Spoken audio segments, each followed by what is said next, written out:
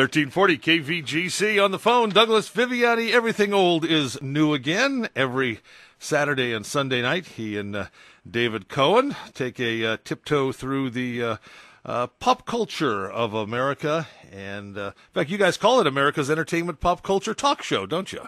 Yes, we have no ego whatsoever. You don't call it the Doug and Dave Show or Douglas and David. Well, of course, we're America's pop culture, not just, California's. So it's spreading the nation. There we go. There we go. Well, how's the week been going for you so far? Week's been going pretty good. Thank you. I got a little bit better from my illness from last week, and thanks for asking. The question I have, though, is, every weekend, Sunday nights, I get to watch The Walking Dead, and it kind of eases me into something to look forward to on Sunday nights, eases me into having to go to work on Monday. I'm wondering if you do the same. It's become this phenomenon, and it ends. Season 6 ends tomorrow night, so I'm wondering if you've had a chance to even take a look at the show. Well, Douglas, no is the short answer to that, because my wife does not like zombies, and so I love boxing and I like zombies, and there are two things we don't watch in the house: boxing or zombies. So you can see. And boxing, you can go to a local bar and watch Walking Dead. They don't show it at the local pub, right? Exactly.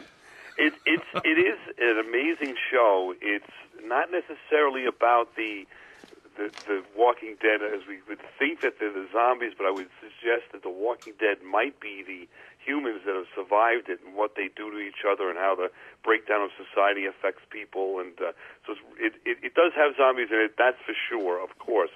But it's much more to it than that, because I'm not a big zombie fan of the movies other than Night of the Living Dead at all.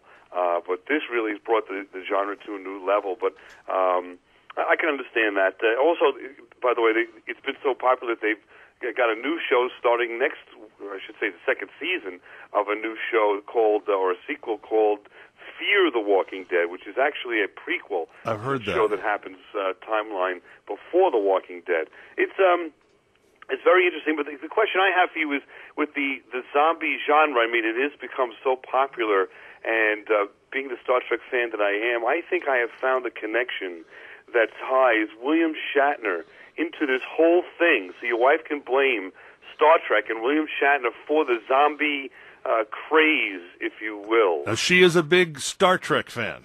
All right, so see if you follow me on this one. I'll make it as understandable as possible, brief. We did a show on this, and we had some fun with this. Richard Matheson, who's a writer, wrote a novel called I Am Legend in '54, and that was the first novel establishing all the rules of zombies and how zombies work, and that there were zombies. And if you remember, maybe you do, he wrote 16 Twilight Zone episodes. Now, what's the connection? William Shatner did Twilight Zone in 1960 and '63, did a couple of episodes, and the success of Shatner's appearance on Twilight Zone has did propel Richard Matheson and his name to be able to then say, because he wrote a couple of Shatner episodes, my book should be turned into a movie. Took it to Hollywood in '64. After Shatner was on Twilight Zone, Matheson got his movie made called, it's not I Am Legend, which did turn into later on, the sequel or another remake of it, called Last Man on Earth in 1964 with Vincent Price, which then turned into the Omega Man in '71 with Charlton Heston, if you remember that, and I Am Legend with Will Smith in 2007. So without the success of Richard Matheson's successful Twilight Zone episodes, as a result of Shatner being on them, The Last Man on Earth would never have been made, and if not, there'd be no zombies, no Night of the Living Dead, nothing. Does that make any sense at all? That's like the 7 Degrees of Kevin Bacon, Exactly. Everybody's. If you listen to our show, sometimes I have these crazy theories. No. I'm sitting here following this, and I'm drawing a timeline, because I'm just go boop boop beep bop boop boop boop boop down here. Okay, I'm going to go with you. There we go. Thank you. You sold me. Ring the bell. I tell you what, there are a couple of Twilight episodes, the Twilight Zone episodes that always stand out to me. One of them is the one with Burgess Meredith, where he wants to read books. All he wants is time to read books. And at the very end, he drops his glasses and breaks his glasses, and then he can't read. And the next one is, the most famous one of all, is Nightmare at 2,000, or at 20,000 feet, with William Shatner and the little, what is it out there? It's like a gremlin on the plane wing, and it's tearing stuff up. And absolutely, and they remade that one in the movie back in, I think it was 78. Who was that in the movie? He was in Third Rock from the Sun. Yeah. I'm forgetting his name off the top of my head. I can't remember his name, but he was tremendous in it also. But John Lithgow. That's it. So yeah, the Twilight Zone spawned a lot of this. If you really think about it, M. Night Shyamalan, every movie he did is inspired by the Twilight Zone and those quirky endings. And I mean, we're going to do a whole series of shows on the Twilight Zone because it's a lost art. Although it's been reincarnated so many times in so many ways, even not being credited as I've said with M. Night Shyamalan and some others. But Rod Serling was just such a genius. He brought along some great writers, great ideas, great twists on every single episode, and as a result, we now have zombies. Let me ask you this. So let me ask you this then, Douglas, and maybe you and David will talk about it in the show, or maybe you have in previous shows that I haven't heard. Why do you think that Twilight Zone could not return to TV and be a big hit today? It's amazing. It has returned in like 3 different incarnations, and really never met its success. And I have to say, Rod Serling as the announcer or as the narrator, believe it or not, I don't know, when I was a kid growing up, I didn't know anything about him writing the show or any kind of participation in it whatsoever other than his narration. And it was so eerie and so perfect, I guess you'd say, so iconic that I think that set the tone along with the black and white for these parables, I guess you would say, that it really was. You can't. How do you improve upon perfection? And that actually is another show we're going to do as well, is movies or genres that have been redone that should never have been redone. Like they're thinking of redoing Back to the Future in a few years. What? It's the worst mistake you could ever do. It's a perfect piece of art. How do you redraw the Mona Lisa or repaint the Mona Lisa, you know? So I think that's what the story is with the Twilight Zone. It's just perfect. How do you improve upon it?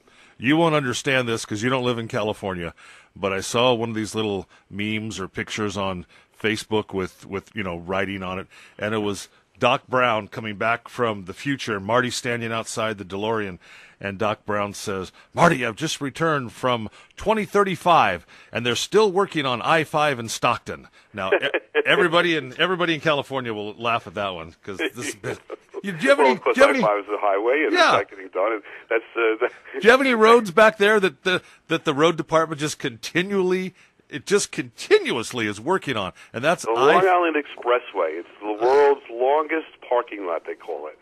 It's a road that runs from all the way the one end of the Long Island to with Montauk and so forth, all the way to New York City.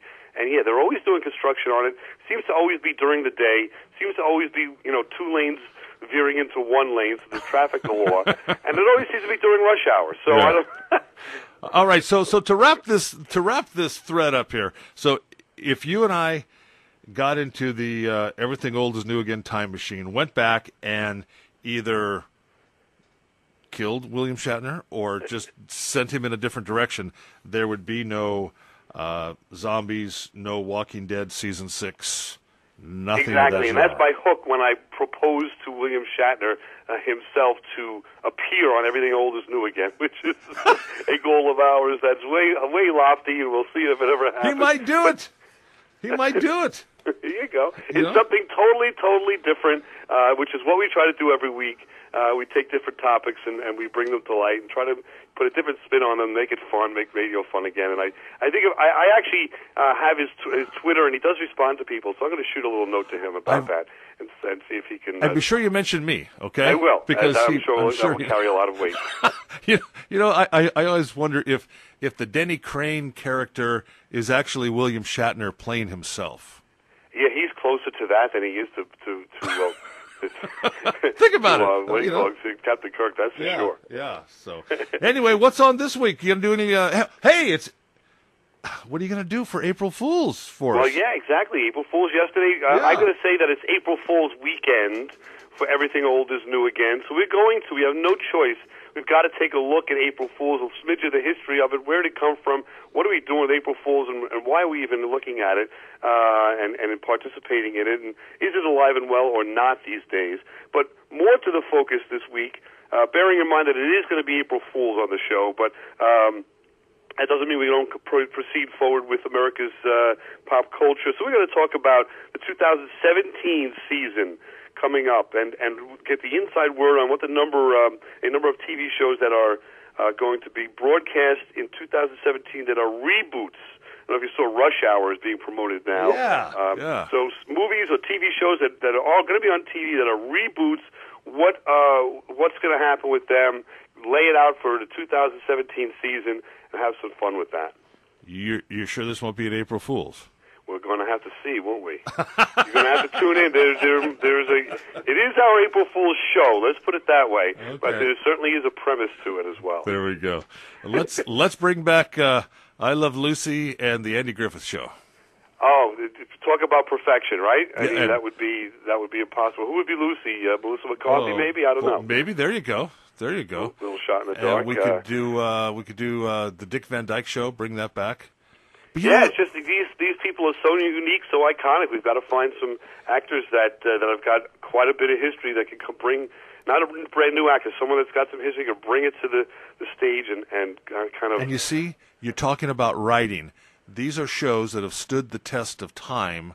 I mean, the Dick Van Dyke Show. Lucy, when her and Ethel get a little crazy, okay. Andy Griffith, of course, hometown America. That's like living here in Jackson.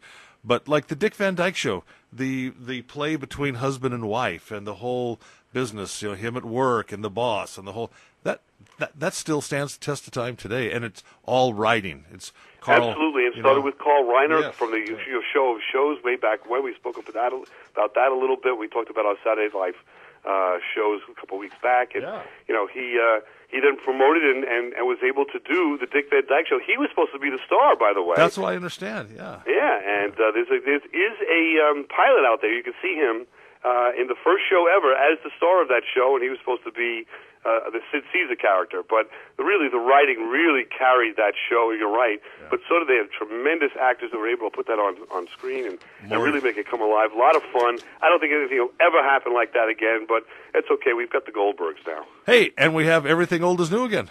There you go. Hey, is that a spider on your shoulder? April Fools.